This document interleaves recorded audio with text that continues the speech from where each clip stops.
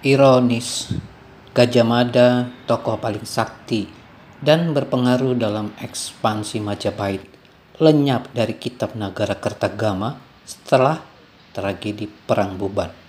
Sementara itu, Aditya Warman yang bahkan tidak disebut sama sekali dalam kitab Negara Kertagama yang sama justru meninggalkan warisan spiritual dan arkeologis yang nyata, yang bisa disentuh, diteliti, dan dirasakan hingga kini. Ia bukan hanya dikenang, ia dihidupi. Di Minangkabau, Archai Bhairawa Tantra Herukanya berdiri sebagai saksi kesaktiannya sebelum dipindahkan ke Museum Nasional Indonesia.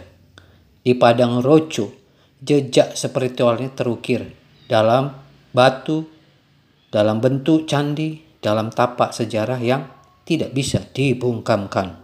Mungkin sejarah sejati bukanlah yang ditulis oleh istana, tapi yang tetap hidup dalam roh masyarakat, dalam tanah, dan dalam ingatan leluhur. Oke teman-teman, ketemu lagi di channel Misteri Sumatera dengan masih episode garis besarnya legenda tewasnya Mahapati Gajah Mada di Tumihang, karena ini semua nanti akan terkait. Dan kita akan memasuki episode ke 47 dengan judul Aditya Warman tidak ditulis di dalam kitab Nagara Kertagama, tapi tidak terhapus. Di saat Gajah Mada menghilang dari kitab Nagara Kertagama setelah Perang Buban, Aditya Warman justru tidak pernah ditulis sama sekali. Namun warisannya tetap hidup menembus waktu. Itulah kesaktian sejati. Archai Bhairawa. Candi Jago merupakan candi peninggalan Aditya Warman yang terletak di Jawa Timur. Dan tradisi Minangkabau menjadi saksi bahwa tidak semua tokoh besar harus lahir dari pusat kekuasaan Jawa. Aditya Warman adalah contoh bagaimana roh sejarah bisa hidup dalam rakyat, tanah, dan spiritualitas, bukan sekedar dalam pujian istana. Saksi kisah tokoh besar yang tidak tertulis tapi tidak bisa dihapus oleh zaman. Tidak semua tokoh besar harus ditulis untuk diingat. Aditya Warman adalah salah satu contohnya. Dalam kitab Nagara Kertagama, namanya bahkan tidak disebut. Tapi Arca Bhairawa raksasanya berdiri kokoh sebagai bukti keberadaannya yang sekarang di tempat terhormat di Museum Nasional Indonesia Jakarta, melambangkan kebesarannya. Ia tidak hidup dalam pujian istana, tapi ia hidup dalam tanah Minang, dalam batu candi, dalam ingatan leluhur yang tak pernah padam. Sementara Gajah Mada, sang Mahapati Agung, hilang dari catatan setelah tragedi Perang Buban. Aditya Warman tidak ditulis, tapi tidak terhapus, karena sejarah sejati kadang bukan milik pena raja, tapi milik roh yang hidup dalam rakyat Minangkabau. Roh itu adalah Aditya Warman. Ia tidak membutuhkan baris pujian dalam kitab Nagara Kertagama, karena ia telah memahat dirinya dalam Archai Bhairawa Tantra Heruka. Melalui jalan Bhairawa Tantra dan semangat Heruka, ia menjelma bukan sekedar sebagai penguasa, tapi sebagai penjaga dharma dalam bentuk roh. Roh yang kini bermanifestasi dalam tanah Minangkabau, dalam adat yang kuat, dalam daya tahan budaya yang tak tergoyahkan. Inilah Aditya Warman, tidak ditulis dalam kitab Nagara Kertagama tapi tidak terhapus, tidak disembah tapi dihidupi, tidak diagungkan tapi menyatu. Roh Aditya Warman, Heruka dalam tanah Minang. Aditya Warman bukan sekedar raja, ia adalah penyulam kekuatan yang jauh lebih halus, roh yang meresap di dalam tanah, adat, dan kesadaran kolektif bangsanya. Ketika Gajah Mada menaklukkan wilayah demi wilayah atas nama Majapahit, Aditya Warman berjalan ke arah yang lain. Ia menaklukkan batin rakyatnya, bukan dengan pedang, tapi dengan pengertian akan roh tanah dan warisan darah purba. Ia tahu bahwa Minangkabau bukan tanah kosong, melainkan tanah tua yang sejak zaman animisme telah mengenal pemujaan darah, roh, dan pengorbanan. Sebuah pemahaman spiritual yang membuka jalan bagi ajaran Bhairawa Tantra untuk tumbuh bukan sebagai kekuasaan, tetapi sebagai jalan kesadaran. Dan ketika ia menghadirinya dalam arca Bhairawa, arca setinggi 4 meter di Padang Roco, ia bukan sedang memahat ego, ia sedang meleburkan dirinya dalam rupa Heruka, sang penari maut, penghancur keakuan, penjaga gerbang antara dunia roh dan dunia manusia. Aditya Warman memilih jalan sukar, menjadi penjaga antara dunia atas dan dunia bawah. Ia tidak meninggalkan istana emas atau prasasti penuh pujian seperti raja Jawa lainnya. Ia meninggalkan situs-situs sunyi, arca-arca agung, dan denyut spiritual yang masih hidup di tengah masyarakat Minang hingga hari ini. Rohnya tidak dijaga oleh tembok candi, tetapi oleh adat nan tak lapuk oleh hujan, tak lekang oleh panas. Dan karena itulah Aditya Warman tidak hanya dikenang, ia dihidupi. Hebatnya lagi, jejak Heruka di alam Minang, bukti arkeologi bukan mitos. Di banyak belahan Nusantara, cerita tentang kesaktian raja dan tokoh besar seringkali menguap sebagai mitos di telan waktu, tak meninggalkan bukti selain dongeng rakyat dan bait syair dalam naskah tua. Tapi tidak dengan Aditya Warman. Ia meninggalkan jejak yang nyata. Padang Roco, Candi Pulau Sawah, Candi Jago di Jawa Timur, dan arca Bhairawa Tantra Heruka bukan sekedar artefak mati. Mereka adalah saksi bisu dari satu fase penting dalam sejarah spiritual Nusantara. Ketika seorang raja tidak hanya membangun kekuasaan tapi juga membangun hubungan kosmis dengan dunia roh. Arca Bhairawa dari Padang Roco berdiri tegak dalam wujud yang menggetarkan di Museum Nasional Indonesia Jakarta. Bermahkotakan tengkorak, bertangan banyak, menginjak tubuh manusia, memegang kapak, cawan darah, dan simbol-simbol pembebasan dari belenggu dunia. Siapa yang bisa menolak bahwa ini adalah simbol pemutusan ego? Bukan simbol kesombongan raja, melainkan pengingat bahwa penguasa sejati adalah yang mampu menaklukkan dirinya. Inilah perbedaan paling mencolok dengan para tokoh seperti Gajah Mada. Gajah Mada dikenang sebagai Mahapati Agung, tapi ia tidak meninggalkan bentuk spiritual yang dapat disentuh dan dipelajari oleh generasi berikutnya. Tidak ada arca, tidak ada candi atas namanya, tidak ada altar rakyat, hanya catatan, dan bahkan itu pun dipenuhi kabut ketidakpastian. Kitab Negara Kertagama aja malas mencatat kisah Gajah Mada. Sementara Aditya Warman, meski tidak tercatat dalam Nagara Kertagama, tidak disanjung dalam naskah istana, justru lebih abadi. Ia tidak tinggal dalam pujian, tapi menetap dalam kesadaran. Jejaknya tidak membutuhkan propaganda, karena warisannya adalah pengalaman spiritual yang terus hidup. Ironisnya, Aditya Warman darah Majapahit, jiwa merdeka. Aditya Warman bukan orang luar. Ia berdarah bangsawan Majapahit. Bahkan konon masih punya hubungan darah dengan Raden Wijaya dari pihak ibu.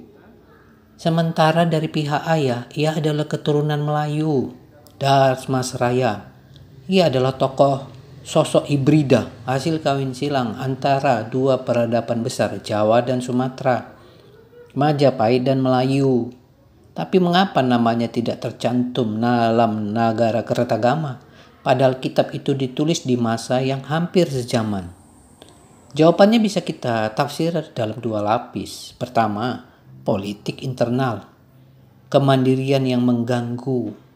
Aditya Warman memilih mendirikan kerajaan sendiri di tanah leluhur Sumatera, dan itu memang kerajaan leluhurnya dulunya kan, sebelum datang Singosari. Dan tidak tunduk secara mutlak pada Majapahit. Ia membangun Pagaruyung dan memperkuat warisan Melayu Buddha Tantra yang membedakannya dari narasi Jawa Siwaistik Majapahit. Dengan kata lain, ia terlalu besar untuk dianggap sebagai bawahan, tapi terlalu mandiri untuk disebut sebagai sekutu. Ini menjelaskan mengapa Istana Majapahit lewat Empu Prapanca mengabaikan namanya secara halus. Nagara Kertagama adalah teks pujian untuk raja dan wilayah kekuasaan langsung, bukan peta kekuasaan yang objektif dan netral. Yang kedua, spiritualitas jalan yang tak bisa dikendalikan. Aditya Warman bukan hanya membangun kerajaan, tapi menghidupkan sebuah pusat spiritual yang berakar pada Bhairava Tantra, ajaran yang keras, mendalam, penuh simbolisme kematian dan pembebasan ego. Bagi lingkungan istana Jawa yang mulai membudaya dengan estetika keraton dan tatanan simbolik yang jinak, jalan Bhairava bisa dianggap berlebihan, liar, bahkan membahayakan dominasi pusat. Majapahit menaklukkan banyak wilayah dengan senjata dan aliansi.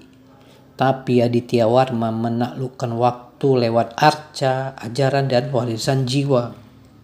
Aditya Warman bukan sekadar tidak disebut dalam Nagara Kertagama.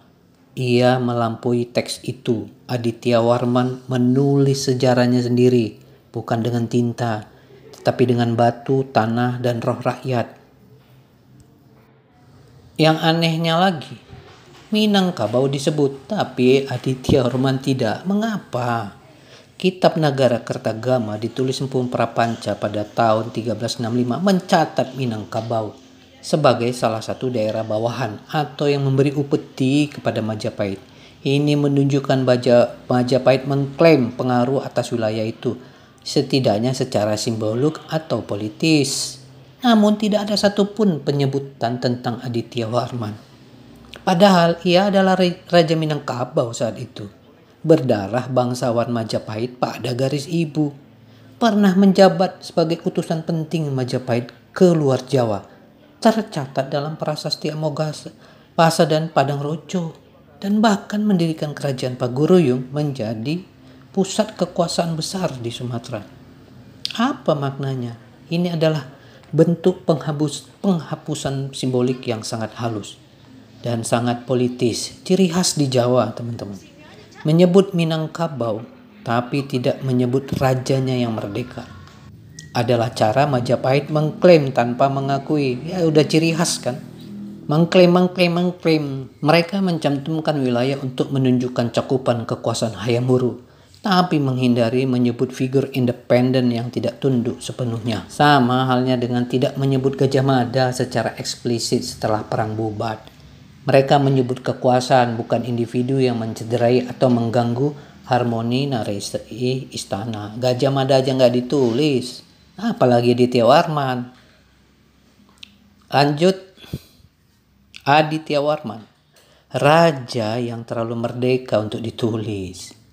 Ia bukan bagian struktur kekuasaan yang bisa dikendalikan dari pusat. Ia membangun jalannya sendiri, spiritual, politik, dan budaya. Ia tidak menghilang dari sejarah, tapi dipilih untuk tidak disebut oleh istana Majapahit. Namun sejarah sejati bukan hanya ditulis oleh pemenang, melainkan dihidupi oleh rakyat, dan Aditya Warman hidup di dalam. Arca Bhairava yang menjulang megah di Museum Nasional Indonesia, prasasti di pedalaman Minang banyak, jejak kerajaan yang tak berpengaruh hingga masa modern, Candi Jago di Jawa Timur, apalagi yang kurang, bukti-bukti arkeologi Aditya Warman. Gajah Mada aja nggak ada candinya. Padahal dia seorang pembesar di Majapahit kala itu. Untuk itulah Minangkabau ditulis dalam Nagara Kertagama, tapi Aditya Warman tetap di luar teks karena ia menulis sejarahnya sendiri. Yang anehnya, di dalam kitab Nagara Kertagama ditulis Minangkabau, tapi tidak pernah menyebutkan yang namanya Kerajaan Pagaruyung, kerajaannya dari Aditya Warman. Kenapa Kerajaan Pagaruyung tidak disebut dalam Nagara Kertagama? Pertama, padahal secara waktu Pagaruyung sudah berdiri. Berdasarkan berbagai prasasti termasuk Prasasti Suruwasu, Aditya Warman mulai berkuasa di wilayah Sumatera bagian tengah tahun 1347, hampir 2 dekade sebelum Kitab Nagara Kertagama ditulis 1365. Artinya Pagaruyung sudah eksis. Kedua, Minangkabau disebut, tapi bukan kerajaannya. Dalam Pupu 13 Kitab Nagara Kertagama, Minangkabau disebut sebagai salah satu wilayah di seberang lautan yang tunduk atau memberi upeti pada Majapahit, tapi tidak ada penyebutan Pagaruyung ibu kota dan simbol kerajaan Aditya Warman. Artinya, ini adalah isyarat bahwa nama wilayah dicantumkan tapi kerajaannya diabaikan. Mengapa? Kemungkinan tafsir.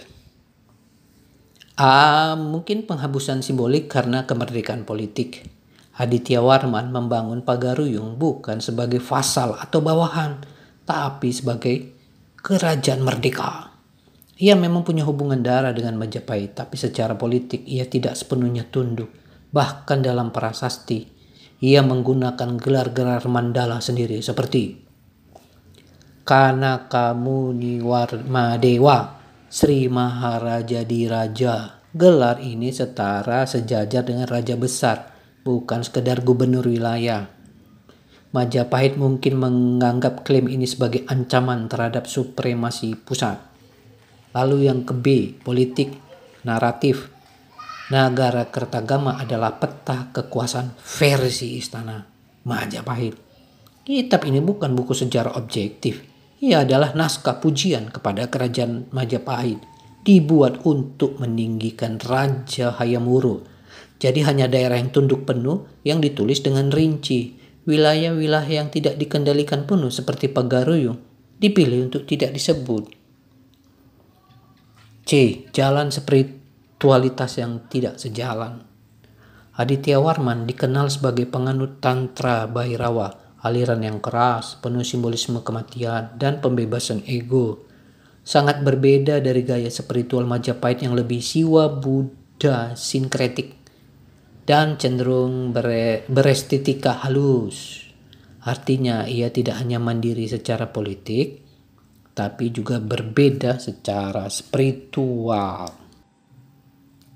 Pagaruyung tidak disebut dalam Nagara Kertagama bukan karena tidak ada, tapi karena terlalu kuat untuk dianggap bawahan dan terlalu merdeka untuk diakui. Maka ia tidak tertulis di kitab Istana Majapahit, tapi tertulis dalam batu, tanah, dan napas rakyat Minangkabau.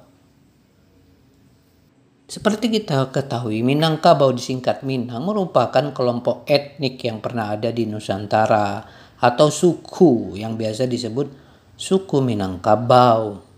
Namun, kenapa Kitab Nagara Kertagama menyebut Minangkabau tadi, tapi tidak Kerajaan Pagaruyung? Mungkin ini penjelasan mendalamnya. Minangkabau nama suku atau nama wilayah? Dalam Wikipedia atau kajian antropologi modern, Minangkabau merujuk pada kelompok etnis suku bangsa dengan budaya dan adat istimewa. Berasal dari dataran tinggi Minangkabau, Luhak Nantigo, tanah datar, Agam, dan 50 koto, dan memiliki sistem adat matrilineal dan nagari. Tapi di Kitab Nagara Kertagama, Minangkabau disebut dalam konteks daerah luar Majapahit, bukan sebagai kerajaan. Minangkabau, Teba, Jambi, Palembang, daerah di luar Jawa yang menyatakan mengistik kepada Majapahit. Artinya, Minangkabau disebut sebagai wilayah, tapi tidak ada penyebutan kerajaan yang berdiri di atasnya. Padahal Aditya Warman jelas mendirikan kerajaan Pagaruyung di situ. Kenapa Nagara Kertagama tidak menyebut Pagaruyung sebagai kerajaan? Pertama, karena secara formal Majapahit ingin menampilkan narasi bahwa wilayah itu hanya wilayah adat atau suku tunduk, bukan kerajaan merdeka. Kedua, ini cara melemahkan legitimasi Aditya Warman secara politik kala itu. Tiga, dengan menyebut Minangkabau seolah hanya nama etnis atau daerah, Majapahit menutupi kenyataan bahwa di sana berdiri kerajaan besar berlairan Bhairawa Tantra Heruka di luar kontrol mereka. Maknanya, Jadi ketika Nagara Kertagama menyebut Minangkabau, ia bukan sekedar menyebut suku, tapi upaya politis untuk mereduksi Pagaruyung hanya sebagai wilayah etnis. Padahal sejatinya di sana telah berdiri kerajaan spiritual yang sangat kuat dan independen.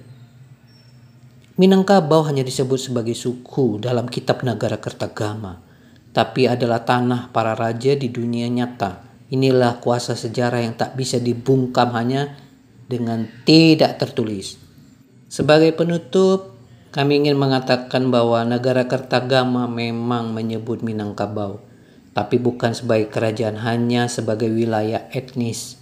Ini bukan kekhilafan tapi strategi, sebuah cara halus Majapahit melalui teks istana untuk mereduksi Pagaruyung dan Aditya Warman. Bahkan Gajah Mada pun tidak ditulis, yang kala itu sudah menjadi Raja Sakti Mandraguna dan mendirikan kerajaan spiritual yang merdeka di jantung Sumatera. Tapi sejarah tak bisa dibungkam selamanya.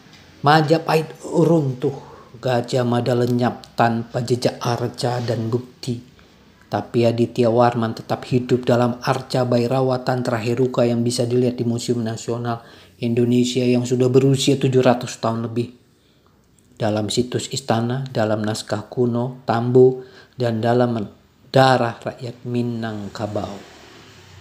Situs istana Pagaruyung, Anda masih bisa melihatnya sekarang kalau ke Batu Sangkar. Itulah dia buktinya masih ada warisan di Aditya Warman. Maka akhirnya yang tidak ditulis tidak berarti terhapus, karena roh yang kuat akan tetap tinggal di bumi yang diwarisinya.